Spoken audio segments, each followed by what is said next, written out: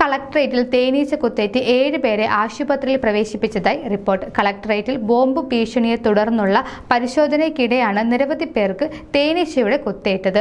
ചൊവ്വാഴ്ച വൈകിട്ട് 4 സംഭവം നടന്നത്. ചൊവ്വാഴ്ച ഉച്ചയ്ക്ക് പത്തനംതിട്ട കളക്ടറേറ്റിൽ ബോംബ് ഭീഷണി ഉണ്ടായതിന് പിന്നാലെയാണ് തിരുവനന്തപുരത്തും ബോംബ് ഭീഷണി ഉണ്ടായത്. കളക്ടറേറ്റിൽ ബോംബ് വെച്ചിട്ടുണ്ടെന്ന സന്ദേശം ഔദ്യോഗിക മെയിലിലാണ് ലഭിച്ചത്. ജീവനക്കാർ വിവരം ഫയർഫോഴ്സിലും പേരൂർക്കട പോലീസിലും ബോംബ് സ്ക്വാഡിനെയും അറിയിച്ചിരുന്നു. ഉച്ചയ്ക്ക് 2 സേനയെ കളക്ടറേറ്റ് പരിസരത്ത് വിന്യസിച്ചു. പിന്നാലെ പേരൂർക്കട പോലീസും ബോംബ് സ്ക്വാഡും സ്ഥലത്തെത്തി.